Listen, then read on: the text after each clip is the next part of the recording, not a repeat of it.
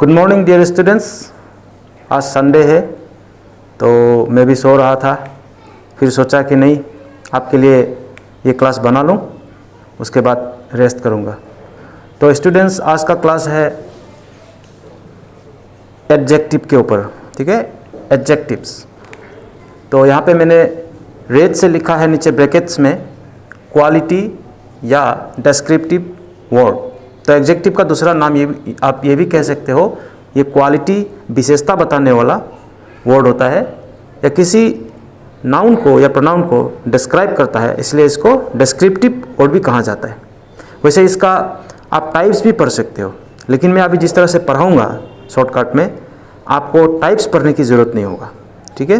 तो जब भी आप पार्ट्स ऑफ स्पीच पढ़ते हो तो आपको 3 चीज़ों का ख्याल रखना चाहिए। सबसे पहला चीज़ होता है, थोड़ा ध्यान दीजिएगा, सबसे पहला चीज़ होता है मीनिंग, अर्थ। दूसरा होता है पोजीशन और तीसरा होता है फंक्शन यानी कि काम, ठीक है। मीनिंग, पोजीशन, फंक्शन यानी कि अर्थ, उसका अर्थ और जगह, कहाँ पर वो सेंटेंस में कहाँ आता है, मतलब कि वो किस, उसके आगे या पीछे कौन सा दूसरा पार्ट्स ऑफ स्पीच है, ठीक है। और तीसरा है फंक्शन यानी कि काम। अगर ये तीनों आप नहीं जानते हो, पार्ट्स ऑफ स्पीच का कोई भी टाइप ले लीजिए, कोई भी वर्ड ले लीजिए, अगर ये तीनों नहीं जानते हो तो आपको दिक्कत होगा। इसलिए मैं कहता हूँ आप डिक्शनरी का इस्तेमाल जरूर कीजिए। अगर आपको शब्द का अर्थ, जैसे कि गुड, गुड का मतलब अच्छा, बढ़िया, अच्छा, अगर आपको ये पता नहीं है तो आप कभी नहीं बता पाओगे कि गुड जो है एग्जेक्टिव है और ये किसी चीज़ का विशेषता बताता है, ठीक है।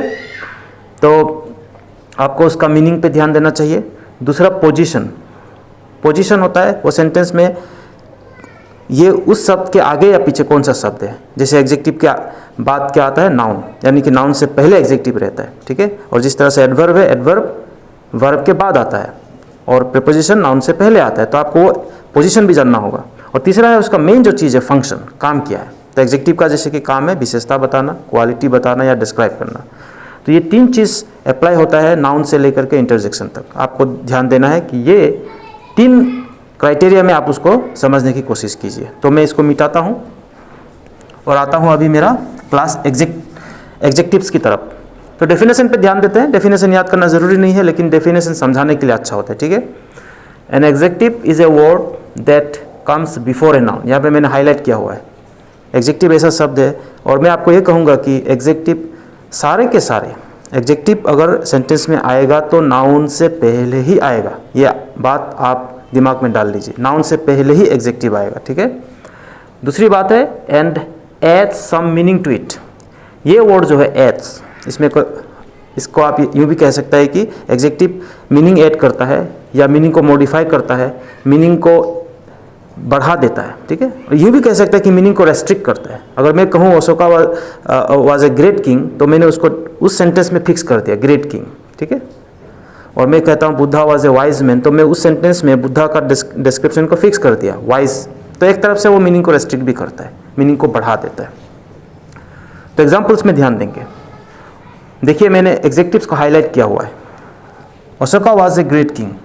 अभी आप ध्यान दीजिए, ये किंग वर्ड ये नाउन है, ठीक है, ये ADJ, तो ये एग्जेक्टिव है। अब देखिए मैं अगर कहता हूँ अशोका वाज ए किंग, तो उसका डिस्क्रिप्शन नहीं आता, उसका क्वालिटी, उसका विशेषता नहीं बताया जाता, ठीक है। तो मैंने कह दिया Ashoka was a great king. अब ये जो शब्द है ग्रेट, ये किंग का मीनिंग को बढ़ा दिया, महान राजा। अब फाइनली ये जा करके कह रहा है कि अशोका किस तरह का राजा था। फाइनली ये कह रहा है कि सब्जेक्ट कैसा है, तो हम कह सकते हैं Ashoka was a great king, महान राजा था। दूसरा है द ताजमहल। मैंने उस दिन भी बताया फेमस बिल्डिंग के नाम के आगे द का इस्तेमाल कीजिए, THE। The Taj Mahal is a beautiful building. यहाँ पे आप देखिए बिल्डिंग जो है नाउन है, ठीक है, एग्जेक्टिव जो है ये है beautiful. The Taj Mahal is a beautiful building. अब ब्यूटीफुल बिल्डिंग, ये मीनिंग बढ़ गया है, ब्यूटीफुल एग्जेक्टिव है। उसी तरह से Mumbai is a city, big city, okay, ये इसको मीनिंग दे रहा है, ये इसको मीनिंग दे रहा है, ये नाउन है, ये एग्जेक्टिव है। उसी तरह से आप देखिए I like food, I like Indian food. तो यहाँ पर आप एक बात और ध्यान दीजिएगा, मैंने उस दिन भी कहा था कि executive basically answers the question what kind of, what sort of, किस तरह का, ठीक है। तो ये इसको मीनिंग दिया। उस तरह से देखिए यहाँ पर आपको लगेगा, और मीनिंग कैसा भी हो, मीनिंग उसका बढ़ाने से मतलब है। जैसे कि हमें सम, कुछ, आई वांट सम मनी, मुझे कुछ पैसों की ज़रूरत है या मुझे कुछ पैसा चाहिए। तो ये मनी जो है नाउन है, किसी चीज़ का नाम है, नाउन हम लोगों ने कल पढ़ा था। तो ये सम, अ लिटिल, फ्यू, ठीक है, ये सब एग्जेक्टिव होता है। हाँ, इनका टाइप्स अलग अलग होता है, लेकिन मैं बेसिक बात आपको क्या कह रहा हूँ कि अगर नाउन से पहले कोई शब्द आता है सेंटेंस में और वो उसका मीनिंग को बढ़ा देता है, उसका मीनिंग को मॉडिफाई या रेस्ट्रिक्ट करता है, तो वो एग्जेक्टिव है। हाँ, अर्थ उसका जानने की ज़रूरत है, मीनिंग जानने की ज़रूरत है। और मीनिंग आपको पूरा डिक्शनरी यहाँ टीचर तो नहीं सिखाएगा, आपको डिक्शनरी खुद ही चेक करना होगा, आपको डिक्शनरी पढ़ने का आदत डालना होगा।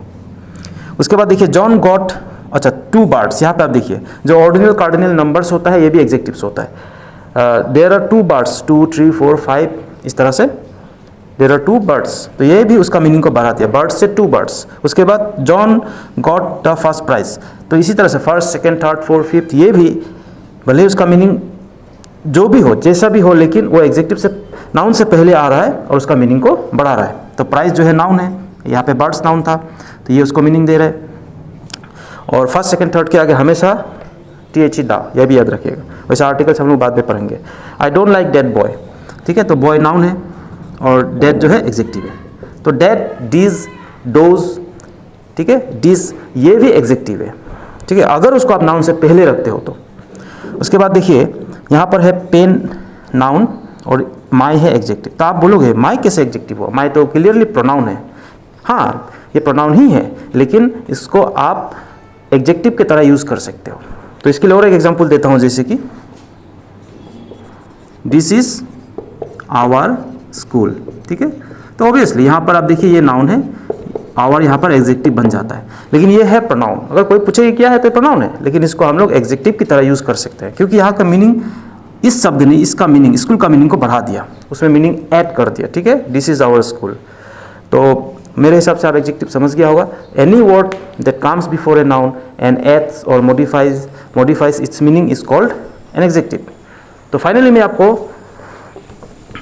और कुछ बातें बताना चाहता हूँ जो कन्फ्यूजन वाली बात है। ऐसे बात यहाँ पे कोई कन्फ्यूजन नहीं होगा, वैसे आप सुनते जाइए, ध्यान देते जाइए। तो आप ये मत सोचिए कि एग्जेक्टिव हमेशा प्रेडिकेट पार्ट में ही आता है, सेंटेंस का जो लंबाई होता है उसके पीछे तरफ आता है। नहीं, एग्जेक्टिव कहीं भी आ सकता है, आगे, पीछे, बीच में। और एक सेंटेंस में आप 2, 3, 10 कितना भी एग्जेक्टिव चाहे तो यूज़ कर सकता है। लेकिन हम लोग किसी चीज़ को डिस्क्राइब करने के लिए एक ही सेंटेंस में 2 या 3 एग्जेक्टिव का यूज़ करता है, या फिर वो सेंटेंस ही अलग होता है और कई सारे एग्जेक्टिव्स यूज़ किया जा सकता है। तो एग्जेक्टिव कहीं भी आ सकता है। देखिए जैसे मैं आगे भी रख के लिख सकता हूँ, the poor man died yesterday, ठीक है, तो यहाँ पे पोर मैन सब्जेक्ट है, डाइड यस्टरडे प्रेडिकेट है, तो मैंने इस एग्जेक्टिव आगे रखा पोर, ठीक है, ये यहाँ पर एग्जेक्टिव है।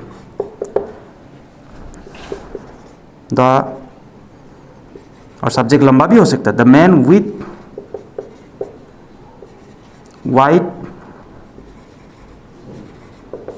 टी-शर्ट, देखिए कितना लंबा सब्जेक्ट है। मैंने उसका नाम मुझे पता नहीं है, इसलिए मैंने कहा the man with white T-shirt.